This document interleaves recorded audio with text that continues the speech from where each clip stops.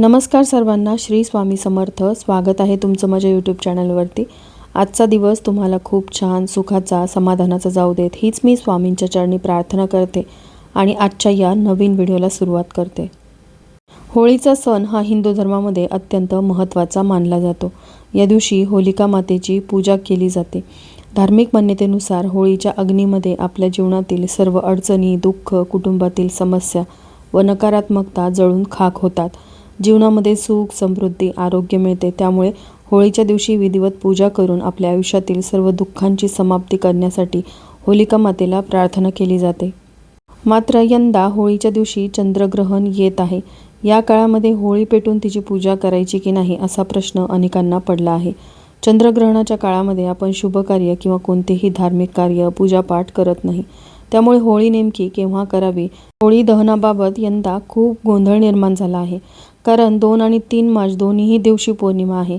तर 3 मार्च रोजी चंद्रग्रहण लागणार आहे. त्यामुळे नक्की कोणत्या दिवशी होळी पेटवायची आहे आणि पूजा करायची आहे याबाबत संभ्रम आहे. ज्योतिषशास्त्रानुसार होळीचे दहन, पूजन 2 मार्च रोजी करणे शुभ ठरेल. या दिवशी प्रदोष काळामध्ये पौर्णिमा तिथी असेल, त्यामुळे शुभ मुहूर्तावरती होळी आपण पेटवू शकतो. तसंच 3 मार्च रोजी चंद्रग्रहण प्रदोष काळात असल्याने यावेळी होळी पूजन करणे शास्त्रानुसार शुभ मानले जाणार नाही. तसं तर पौर्णिमा तिथी ही 2 आणि 3 मार्च 2 दिवस आहे. 3 मार्चला प्रदोष काळ लागण्याआधीच पौर्णिमा तिथी समाप्त होईल आणि धर्म सिंधू ग्रंथानुसार असे सांगितले आहे की जर 2 दिवस पौर्णिमा तिथी लागत असेल तर पहिल्या दिवशी पौर्णिमा तिथी प्रदोष काळात येते आणि दुसऱ्या दिवशी प्रदोष काळ संपण्यापूर्वी येते. त्यामुळे होळी दहन हे प्रदोष काळात केले जात असल्याने यंदा होळीची पूजा ही 2 मार्च रोजी करणे शास्त्रानुसार मान्य केले जाईल. होळीच्या दिवशी होलिका दहन केले जाते, ज्याला होलिका दीपक किंवा छोटी होळी असंही म्हणतात. जो एक प्राचीन हिंदू विधी आहे, जो वाईटावर चांगल्याचा विजय साजरा करतो. ज्याचे प्रतीक राक्षसी होलिकाचा पुतळा जाळून केले जाते.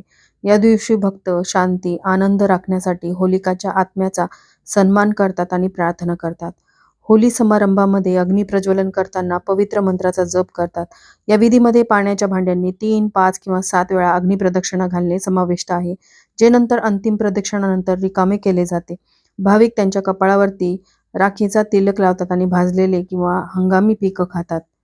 होलिका दहनाची आख्यायिका हिरण्यकश्यपूपासून सुरू होते, जो आपला मुलगा प्रल्हाद याची भगवान विष्णूवरील भक्ती पाहून क्रोधित झाला होता. त्याला मारण्याच्या प्रयत्नात राजाने त्याची बहीण होलिकाला त्या मुलाला मोठ्या अग्नीमध्ये घेऊन जाण्याचा आदेश दिला, कारण त्याने तिला आगीपासून वाचवणाऱ्या देवी शालवर विश्वास ठेवला होता. तथापि एक चमत्कारिक वळणावर भगवान विष्णूंनी हस्तक्षेप केला, ज्यामुळे होलिकेचे संरक्षक वस्त्र निसटले आणि त्याऐवजी प्रल्हादाचे रक्षण झाले. होलिका आगीत मरण पावली, जी आजही वाईटावर चांगल्याच्या विजयाचे प्रतीक आहे. हा सण वसंत ऋतूच्या आगमनाचे प्रतीक आहे, जो नूतनीकरण आणि नवीन सुरुवातीचे प्रतीक आहे. त्याचबरोबर होळीच्या दिवशी पौर्णिमा येते, जिला आपण हुताशिनी पौर्णिमा, फाल्गुन पौर्णिमा, वसंत पौर्णिमा या नावाने ओळखतो. आणि प्रत्येक पौर्णिमा जी आहे ती लक्ष्मीच्या आगमनाचा दिवस असतो.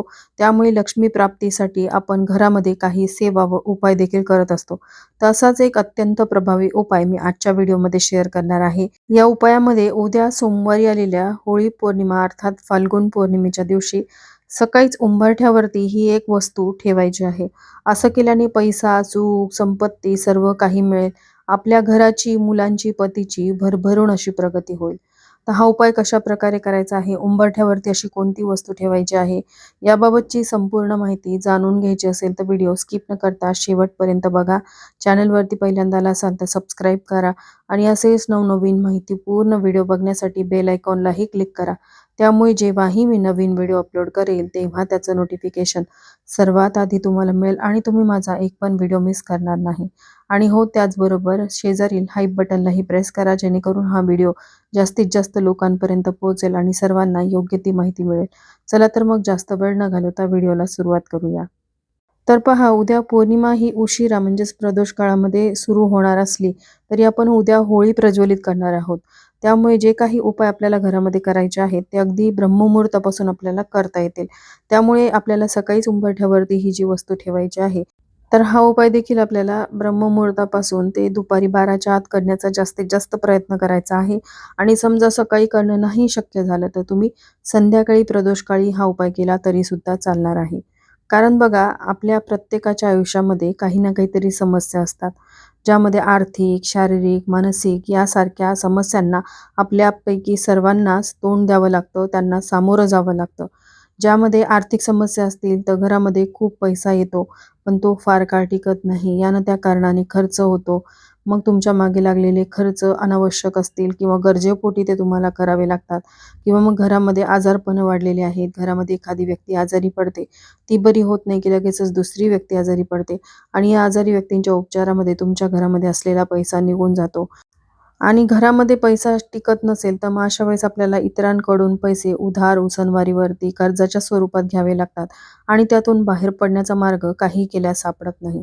बघा, पैसा म्हणजेच लक्ष्मी ही अतिशय चंचल आहे. तिला घरामध्ये स्थिर टिकून ठेवण्यासाठी काही विशिष्ट तिथींवरती उपाय केले तर नक्कीच ती आपल्यावरती प्रसन्न होते आणि आपल्या घराच्या मुख्य प्रवेशद्वारातूनच घराकडे आपल्या लक्ष्मी आकर्षित होत असते. त्यामुळे हा जो उपाय आहे आपल्याला उंबरठ्यावरती करायचा आहे. असं म्हणतात की फाल्गुन पौर्णिमेच्याच दिवशी लक्ष्मी जी आहे ती प्रथम प्रकट झाली होती. त्यामुळे फाल्गुन पौर्णिमा किंवा होळी पौर्णिमेचा दिवस हा लक्ष्मी जयंती म्हणून देखील साजरा केला जातो. म्हणूनच आपल्याला पैशांविषयक धनाविषयक ज्या काही समस्या आहेत, नोकरी व्यवसायामध्ये बरकत नसेल, म्हणजेच म्हणावी तशी नोकरी मिळत नसेल किंवा नोकरीमध्ये प्रगती होत नसेल, व्यवसायाच्या ठिकाणी तुम्हाला अनेक अडचणींना, समस्यांना सामोरं जावं लागत असेल, तर ह्या ज्या काही समस्या आहेत पैशांविषयकच्या त्या दूर होण्यासाठी हा उपाय तुम्ही नक्की करून बघू शकता. त्याचबरोबर जर घरामध्ये सतत नकारात्मकता जाणवते, अस्वस्थता वाटते, मानसिक त्रास एखाद्या व्यक्तीला होतो किंवा घरामध्ये सतत भांडणं, वादविवाद, कटकटी होत राहतात, घरामध्ये अशांतता आहे आणि तुम्हाला माहिती आहे की अशा घरामध्ये लक्ष्मी ही टिकून राहत नाही, कारण तिला शांतता, समाधान अत्यंत प्रिय आहे. त्याचबरोबर तुमच्या घरामध्ये थोडाफार तरी तुमच्या गरजा भागवून पैसा शिल्लक राहिला, त्याच घराकडे लक्ष्मी ही आकर्षित होते, कारण पैसा हा पैशाला खेचला जातो. त्यामुळे ह्या ज्या काही अडचणी आयुष्यातल्या आहेत, शारीरिक, मानसिक, आर्थिक, त्या दूर व्हाव्यात यासाठी आपल्याला उद्या आलेल्या होळी पौर्णिमेच्या दिवशी हा जो उपाय आहे तो करायचा आहे. हा उपाय केल्याने अनेक अडचणी दूर होऊन घराची, मुलांची, पतीची प्रगती व्हायला लागेल आणि तुम्ही देखील अनुभव घ्याल, कारण पौर्णिमा ही तिथी अतिशय शुभ मानली जाते. तर हा उपाय करण्यासाठी आपल्याला पहाटे लवकर उठायचं आहे. शक्य झालं तर ब्रह्ममुहूर्तावरती उठण्याचा जास्तीत जास्त प्रयत्न करा. त्यानंतर घराची स्वच्छता करायची आहे. सर्वप्रथम घरासमोरील अंगण स्वच्छ झाडून घ्यायचं. उद्या हा शक्य असेल तर शेणाने सडा टाकायचा किंवा शेणाने थोडीशी जागा जी आहे ती अंगणातली सारून घ्यायची आहे. त्यानंतर आपल्याला स्वच्छ स्नान करायचं आहे. उद्या अंघोळीच्या पाण्यामध्ये न चुकता तुम्हाला चिमूटभर हळद टाकायची आहे. थोडंसं खडे मीठ आणि गंगाजल किंवा गोमूत्र टाकायचं आहे, कारण पौर्णिमेच्या दिवशी पवित्र नदीवरती जाऊन स्नान करण्याला महत्त्व आहे, पण तिथे जाऊन स्नान करणं प्रत्येकाला शक्य नाही. पण घरच्या घरी आपण काही साधे उपाय करूनही आपल्याला असलेले दोष, आपल्यावर असलेली नकारात्मकता दूर सारू शकतो. म्हणून हा उपाय जो आहे तो उद्या नक्की करा. अगदी लहानांपासून मोठ्यांच्या अंघोळीच्या पाण्यामध्ये ह्या सर्व वस्तू टाकून अंघोळ करायची आहे. आता स्वच्छ स्नान झाल्यानंतर उद्या शुभ रंगाचेच वस्त्र सर्वांनी परिधान करावेत. फक्त काळा रंग चुकूनही होळीच्या दिवशी तुम्ही नेसायचा नाही.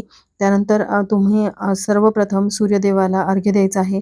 त्यासाठी तुम्ही एक कलश भरून पाणी घ्यायचं. त्यामध्ये चिमूटभर हळद, कुंकू, अक्षदा, एक लाल रंगाचं फूल टाकायचं आणि ओम सूर्यदेवाय नमः या मंत्राचा जप करत सर्वप्रथम सूर्यदेवाला तुम्हाला अर्घ्य द्यायचं आहे आणि देवघरातील देवांचं विधिवत पूजन करून घ्यायचं आणि मग आपल्याला उंबरठ्याचं पूजन करायचं आहे. उंबरठ्याचं पूजन करण्यासाठी एक कलश भरून पाणी घ्यायचं.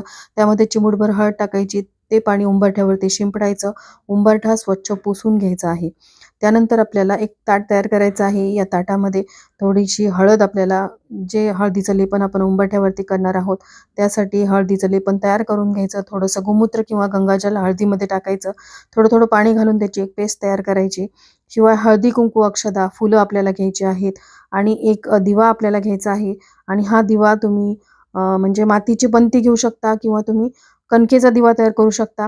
बघा, मातीची पंती असेल किंवा कणकेचा दिवा हा देवी लक्ष्मीला अतिशय प्रिय मानला जातो आणि सर्व दिव्यांमध्ये कणकेचा दिवा हा सर्वश्रेष्ठ मानला जातो. त्यामुळे शक्य असेल तर कणकेचा दिवा घ्या. त्यासाठी थोडीशी कणिक घ्यायची आहे. त्यामध्ये चिमूटभर हळद टाकायची, मीठ टाकायचं नाही आणि ही कणिक थोडं थोडं पाणी घालून मळून घ्यायची. त्याचा एक दिवा तयार करायचा. किंवा असं करणं शक्य नसेल तर स्वच्छ धुतलेली मातीची पंती घेतली तरी सुद्धा चालणार आहे. आता मातीची पंती घेतल्यानंतर ना त्यामध्ये शुद्ध गाईचं तूप घालायचं. तूप नसेल तर तुम्ही जे देवपूजेसाठी तेल वापरता ते तेल या दिव्यामध्ये घालायचं आहे. आता हा दिवा जो आहे तो आपल्याला द्विमुखी तयार करायचा आहे. म्हणजेच आपल्याला 2 वाती आपल्याला या दिव्यामध्ये लावायच्यात. पण ह्या 2 वाती जोडवाती असाव्यात. म्हणजेच 2 वातींची एक वात वळून घ्यायची आहे हाताने आणि ती एक वात घातल्यानंतर परत तशीच एक वात तयार करायची आणि ती दुसऱ्या दिशेने जाईल अशा पद्धतीने त्या दिव्यामध्ये ठेवायची आहे. आणि असा द्विमुखी दिवा तयार केल्यानंतर त्या दिव्याला आसन देण्यासाठी आपल्याला एक छोटीशी प्लेट घ्यायची आहे. या प्लेटमध्ये आपल्याला अखंड अक्षता टाकायच्या, त्यावरती हळदी कुंकू अर्पण करायचं, त्यावरती हा दिवा ठेवायचा आहे आणि आपल्याला उंबरठ्याजवळ जायचं आहे. सर्वप्रथम आपल्याला उंबरठ्यावरती हळदीचं लेपन करायचं आहे आणि हळदीचं लेपन केल्यानंतर हा दिवा आपल्याला उंबरठ्याच्या बाहेर आपल्या हाताच्या उजव्या बाजूला, म्हणजे ज्यावेळेस आपण घरामध्ये प्रवेश करतो, घराच्या आत जातो, त्या आपल्या उजव्या बाजूला हा दिवा आपल्याला ठेवायचा. ठेवल्यानंतर ह्या दिव्याला आपल्याला प्रज्वलित करायचं आहे. त्यानंतर दिव्याला हळदी कुंकू अक्षता अर्पण करायच्या. त्या दिव्यामध्ये आपल्याला 11 उडदाचे दाणे, अखंड काळे उडीद जे असतात ते घालायचे आहेत. काळी उडदाची डाळ नाही तर काळे अखंड उडीद जे असतात ते घालायचे आहेत आणि ते दिवा प्रज्वलित केल्यानंतर दिव्याला हळदी कुंकू अक्षता धूप दीप ओवाळून एखादं फूल अर्पण करायचं आहे. त्यानंतर आपल्याला उंबरठ्याचं पंचोपचार पूजन करायचं आहे, ज्यामध्ये सर्वप्रथम आपल्याला उंबरठ्यावरती तांदळाचं जे पीठ असतं, म्हणजेच तांदूळ आपण मिक्सरला बारीक फिरून घेतले किंवा रेडीमेड तांदळाचं पावडर तुमच्याकडे असेल तर ते तुम्हाला थोडंसं वाटीमध्ये घ्यायचं आहे आणि त्या तांदळाच्या पावडरनी आपल्याला उंबरठ्यावरती स्वस्तिक हे शुभचिन्ह काढायचे आहे. स्वस्तिक हे श्रीहरी श्री विष्णूंचं प्रतीक मानलं जातं आणि आपण पौर्णिमेला लक्ष्मीनारायणाची सेवा करत असतो, म्हणून आपल्याला स्वस्तिक हे उंबरठ्यावरती दोन्ही बाजूला काढायचं आहे आणि त्यावरती हळदी कुंकू अर्पण करायचं. बघा, तांदळामध्ये लक्ष्मी विराजमान असते, त्यामुळे तांदळाच्या पिठाने काढलेल्या या रांगोळीमुळे देवी लक्ष्मी आपल्या घराकडे आकर्षित होते आणि त्याच तांदळाच्या पिठाने आपल्याला उंबरठ्याच्या समोर आपल्याला लक्ष्मीची पावलं तुम्हाला स्क्रीनवरती दिसत असतील त्या पद्धतीने लक्ष्मीची पावलं आणि त्यासोबतच गाईची पावलं देखील काढायची आहेत. बघा, दोन्ही साईडला आपल्याला ही लक्ष्मीची पावलं आणि गाईची पावलं काढायची आहेत. साईडला 2 उभ्या रेषा द्यायच्या. लक्ष्मीच्या पावलांवरती हळदी कुंकू अक्षता अर्पण करायच्या. गोपद्माचं देखील पूजन करायचं आहे. गोपद्म देवी लक्ष्मीला आपल्या घराकडे आकर्षित करत असतात आणि बघा, स्वच्छ सुशोभित अंगण असेल तर अशा घराकडे नेहमी चांगल्या सकारात्मक लहरी आपल्या घराकडे आकर्षित होत असतात. आता हे सगळं करून झाल्यानंतर आपल्याला उंबरठ्यावरती अष्टलक्ष्मीचं प्रतीक देखील काढायचं आहे. विष्णू पुराणामध्ये देखील असं नमूद केलेलं आहे की लक्ष्मी जी आहे ती आपल्या घराकडे पौर्णिमेच्या दिवशी येत असते, पृथ्वीवरती ती भ्रमण करत असते. म्हणूनच लक्ष्मीला आकर्षित करण्यासाठी अष्टलक्ष्मीचं प्रतीक आपल्याला उंबरठ्यावरती काढायचं आहे. ते कसं काढायचं, तर त्यासाठी थोडंसं कुंकू तुम्हाला घ्यायचं आहे. यामध्ये तुम्ही थोडंसं अष्टगंध मिक्स करू शकता. शक्य नसेल तर फक्त कुंकू घेतलं तरी सुद्धा चालणार आहे. त्यामध्ये तुम्हाला थोडं पाणी मिक्स करून घ्यायचं आहे. हे कुंकू ओलं तयार केल्यानंतर आपल्याला उंबरठ्यावरती अष्टलक्ष्मीच्या स्वरूपात अष्टबिंदू द्यायचे आहेत. आता हे अष्टबिंदू कसे द्यायचे बघा, ज्यावेळेस आपण कलशाची पूजा करतो त्यावेळेस आपण खालून वर अशा उभ्या रेषा काढत असतो, त्याच पद्धतीने उंबरठ्याच्या मधोमध आपल्याला अष्टलक्ष्मीचं प्रतीक म्हणून आपल्याला खालून वर अशा उभ्या किंवा गोल असे डॉट म्हणजेच बिंदू काढायचे आहेत. तर पहिलं अष्टलक्ष्मीचं प्रतीक म्हणून आपण ज्यावेळेस खालून वर अशी उभी रेष काढणार आहोत किंवा एक बिंदू देणार आहोत त्यावेळेस आपल्याला म्हणायचं आहे आदिलक्ष्मी. दुसरा बिंदू काढल्यानंतर आपल्याला धनलक्ष्मी, तिसरा काढल्यानंतर धान्यलक्ष्मी, त्यानंतर गजलक्ष्मी, संतानलक्ष्मी, वीरलक्ष्मी, विद्यालक्ष्मी, विजयालक्ष्मी असे लक्ष्मीचे 8 नावं आपल्याला घ्यायची आहेत. अष्टलक्ष्मीची पूजा केल्याने जीवनामध्ये सुख, समृद्धी आणि आनंद मिळतो अशी धार्मिक श्रद्धा आहे. आणि आपला जो उंबरठा असतो घराचा, त्या उंबरठ्याच्या वरतीच अष्टलक्ष्मीचं स्थान असतं. त्यामुळे अष्टलक्ष्मीचं आपल्याला या दिवशी पूजन आवर्जून करायचं आहे. तसं तर आपण रोजच करायला हवं, पण रोज करणं ह्या गोष्टी शक्य होत नाहीत. त्यामुळे तुम्ही होळीच्या दिवशी आवर्जून करा. या मराठी वर्षातली ही शेवटची पौर्णिमा असणार आहे. यानंतर नवीन वर्षाला सुरुवात होते. त्यामुळे नवीन वर्षाची सुरुवात ही चांगली सुखसमृद्धीची व्हावी, भरभराटीची व्हावी, यासाठी आपण हे उपाय जे आहेत ते होळीच्या दिवशी करत असतो. आता या अष्टलक्ष्मीचं आपल्याला पूजन करायचं आहे. आपल्या घराच्या मुख्य प्रवेशद्वारावरती देखील एक स्वस्तिक शुभचिन्ह काढायचं. साईडला आपल्याला शुभलाभ हे लिहायचं आहे. त्यानंतर या दिवशी आपल्याला आपल्या स्वयंपाकघरात देखील स्वस्तिक हे शुभचिन्ह काढायचं आहे आणि या दिवशी न चुकता तुम्हाला अन्नपूर्णा देवीचं विशेष पूजन करायचं आहे. त्यासाठी तुम्हाला तांदूळ घ्यायचे आहेत आणि तांदळाने देवी अन्नपूर्णेवरती तांदळाचं अर्चन करायचं आहे. या दिवशी कुमकुम अर्चन देखील करावं. जर अन्नपूर्णा देवीची मूर्ती असेल तर त्या मूर्तीवरती किंवा तुमच्या घरामध्ये जर लक्ष्मीची मूर्ती असेल तर लक्ष्मीच्या मूर्तीवरती तुम्हाला कुमकुमार्चनची सेवा आवर्जून करायची आहे. कुमकुमार्चन कसं करावं तर कुंकू देवीच्या चरणापासून मस्तकापर्यंत अर्पण करत जावं. हे कुमकुमार्चन तुम्ही 11 वेळा किंवा जास्तीत जास्त 108 वेळा केलं तरी सुद्धा चालतं. देवी अन्नपूर्णेचं पूजन तुम्ही स्वयंपाकघरामध्ये या दिवशी नक्की करा. यामुळे धनधान्याची कधीही कमतरता भासणार नाही. आणि त्याचबरोबर जर मंगल कलशातील तुम्हाला नारळ बदलायचा असेल तर होळी पौर्णिमेच्या दिवशी तुम्ही नक्कीच हा नारळ म्हणजे श्रीफळ जो आहे तो बदलायचा आहे. मंगल कलशाची स्थापना देवघरामध्ये तुम्ही अजूनही केलेली नसेल तर ती स्थापना देखील तुम्ही होळी पौर्णिमेच्या दिवशी नक्की करू शकता. या दिवशी देवघरामध्ये देखील एक स्वस्तिक हे चिन्ह आपल्याला काढायचं आहे. सर्व स्वस्तिकची आपल्याला हळदी कुंकू अक्षता धूप दीप ओवाळून पूजा करायची आहे. कारण सांगितल्याप्रमाणे विष्णूंचं प्रतीक असल्याने स्वस्तिकचं पूजन केल्याने देवी लक्ष्मी ही प्रसन्न होत असते. या दिवशी घरामध्ये जास्तीत जास्त स्वच्छता ठेवण्याचा प्रयत्न करा. विष्णूंचं नामस्मरण करा. कारण होळीच्या दिवशी भगवान विष्णूंच्या नामस्मरणाने प्रल्हाद यांचा प्राण जे आहे ते वाचले होते. भगवान विष्णू त्यांच्यावरती प्रसन्न झाले होते. हा दिवस वाईटावर चांगल्याचा विजय म्हणून साजरा केला जातो. या दिवशी आपल्या भोवती असलेली नकारात्मकता, आपला राग, क्रोध, मोह, मत्सर या सर्वांचं दहन अग्नीमध्ये व्हावं यासाठी आपण उपायांसोबत चांगल्या गोष्टी घरामध्ये केल्याने देखील आयुष्यामध्ये सुख समृद्धी येते, जीवनातील सकारात्मकता वाढते. आपण कधी विचार केलाय की आपण या पृथ्वी तलावर का आलो आहे? किती आपलं वय आहे? मग मी कोण आहे?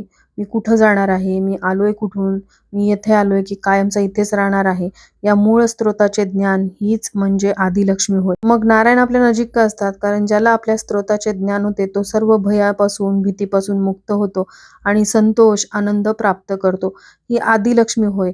आदिलक्ष्मी निव्वळ ज्ञानी व्यक्तीजवळ असते आणि ज्याच्याजवळ आदिलक्ष्मी असते समजा की त्याला ज्ञान प्राप्त झालंय. जोर जबरदस्तीने धन लक्ष्मी येत नाही, आली तरी सुख आनंद देत नाही तर निव्वळ दुःखच देते. काही व्यक्ती धन म्हणजेच लक्ष्मी मानतात, तिला प्राप्त करणे हेच लक्ष्य बनवतात. मरेपर्यंत पैसा गोळा करतात, बँकेत ठेवतात आणि मरून जातात. ज्यांनी धन हेच लक्ष्य बनवले आहे ते दुःखीच होतात. काही व्यक्ती धनाला दोष देतात, पैसे नाही तेच ठीक आहे, पैसा चांगला नाही, पैशामुळे हे घडते ते घडते असे म्हणतात. हा सर्व गैरसमज आहे. धनाचा सन्मान करा, सदुपयोग करा, मग धनलक्ष्मी स्थिर होईल. लक्ष्मीची पूजा करा. लक्ष्मी चंचल असते म्हणजे ती सतत चालत राहते. चालत राहिली तरच तिचे मूल्य आहे ना, बंद राहिली तर तिचे काहीही मूल्य नाही. म्हणून धनाचा सन्मान करा, सदुपयोग करा. देवी लक्ष्मी सरस्वतीचे चित्र पाहिले की लक्षात येईल की लक्ष्मी पाण्याच्या वर कमळामध्ये स्थित असते. पाणी अस्थिर असते म्हणून लक्ष्मी देखील पाण्याप्रमाणे चंचल आहे. मात्र विद्यालक्ष्मी सरस्वती पाषाणावर स्थिर आहे.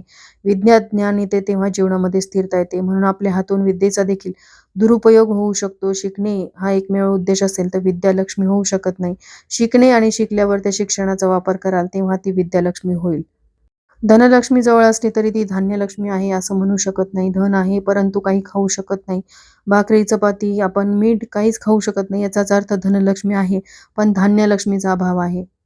तर याच काही छोट्या छोट्या चुका आपल्याकडून होतात म्हणूनच आपल्या घरामध्ये लक्ष्मी स्थिर टिकत नाही. म्हणूनच आपण या विशिष्ट तिथींवरती उपाय करत असतो.